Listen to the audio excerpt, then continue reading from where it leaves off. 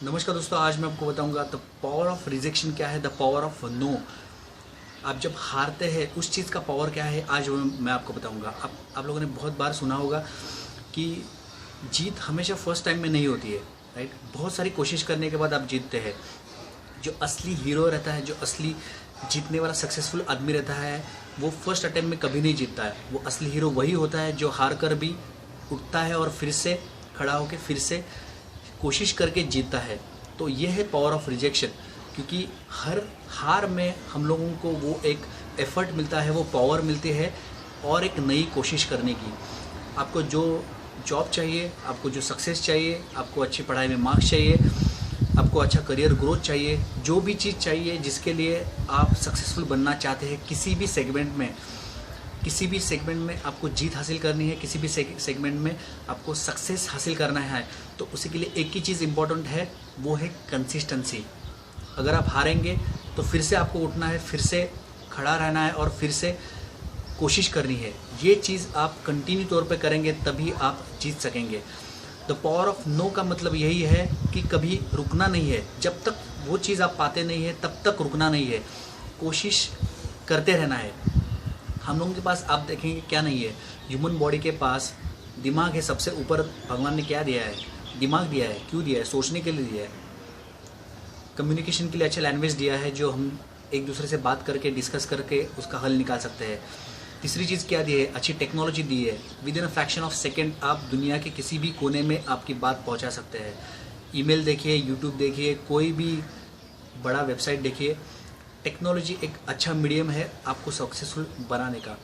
भगवान ने आपको सब कुछ दे रखा है, सिर्फ ये इम्पोर्टेंट है आप उसको यूज़ कैसे करते हैं।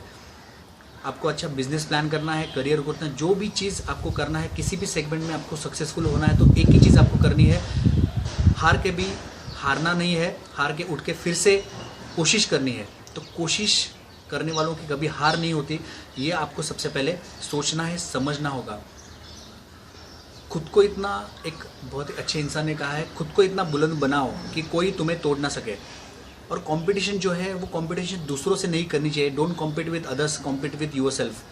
गैप एनालिसिस कीजिए, खुद में क्या कमी है वो देखिए, उस पर काम कीजिए, उसको और बेहतरीन बनाइए। आपका जो स्ट्रेंथ है उसको कंटिन्यू रखिए, तो आपके और आपके सक्सेस के बीच में कोई नहीं आ सकता। जब तक आपको लोग बोलेंगे कि तू ये नहीं कर सकता है, जब तक वो लोग या कोई भी सामने वाला आप तक नहीं बोलता है, तब आप कोशिश करते रहिए। ये इम्पोर्टेंट नहीं है आपको कौन रोक रहा है, आपको रोकने वाला सिर्फ एक ही आदमी है, वो है खुद आप। जब आप खुद पे कंट्रोल रखेंगे, चीज़ों के ऊपर कंट्रोल रखेंगे और आपकी कंसिस्टेंसी, कोशिश और सीरियसनेस, ये चीज़ें आपके पास रहेगी, तो आप दुनिया में कुछ भी कर सकते हैं। सक्सेसफुल आपको बनना ही बनना है। आप इतना अच्छा काम कीजिए, इतनी हार्डवर्क मेहनत कीजिए कि लोगों के सामने आप एग्जाम्पल बनिए, तो आपको भी गर्व महसूस होगा कि आपने कोशिश करके, मेहनत करके वो चीज़ सफल की। आज मैं आपको कुछ ऐसे एग्जाम्पल बताऊंगा जिससे बहुत महान व्यक्ति, जिनको हम लोगों ने आज तक देखा है, उनका कहानियाँ भी पढ़ा रहेगा, तो वही कहानी मैं आपको बताऊंगा जिन्होंने power of rejection, the power of no को कैसे सामना किया है और वो कैसे एक सक्सेसफुल आदमी बने हैं। सबसे पहले और बेहतरीन एग्जाम्पल मैं लाइव दूंगा, वो है जैक मा। वो है अलीबाबा के फाउंडर। आज उनका इनकम $29 बिलियन है। फोर्ब्स लिस्ट में विद इन रिचेस्ट पर्सन वो आते हैं। उनका आप करियर ग्रोथ या हिस्ट्री पढ़ेंगे तो आपको यही दिखाई देगा। 30 बार जॉब में अप्लाई करने के बाद भी फेल हो चुके थे। KFC में उन्होंने अप्लाई किया था, 24 उनके साथ जो 24 फ्रेंड्स थे उन लोगों ने अप्लाई किया, सबका सिलेक्शन हुआ, सिर्फ उनका सिलेक्शन नहीं हुआ। पुलिस के लिए उन्होंने अप्लाई किया, उनका सिलेक्शन नहीं हुआ। कंटिन्यू फेल के बाद उन्होंने कोशिश नहीं छोड़ी और अलीबाबा जैसा एक बेहतरीन कंपनी की स्थापना की। आज वो चाइना के बहुत अमीर व्यक्ति है। $29 बिलियन उसका नेटवर्थ है। तो ये एग्जाम्पल, एक लाइव एग्जाम्पल ऐसा है कि आपको दिखाएगा कि इतनी सारी फेल्यूर्स के बाद भी आदमी सक्सेसफुल हो सकता है। और एक मैं आपको एग्जाम्पल देता हूँ। जैसे कि आप एग्जाम्पल देखेंगे, नेक्स्ट एग्जाम्पल है हेनरी फोर्ड। जिन्होंने दुनिया की सबसे पहली कार बनाई। ये अलग बात है कि उन्होंने सबसे पहले उनकी गलती थी कि उन्होंने रिवर्स गियर डालना भूल गए थे कार में, सिर्फ आगे गाड़ी आगे जाती थी पीछे नहीं आती थी। एनीवेज, तो हेनरी फोर्ड एक बेहतरीन आदमी, उन्होंने क्या किया, उनका फेल्योर टाइम कैसे गया।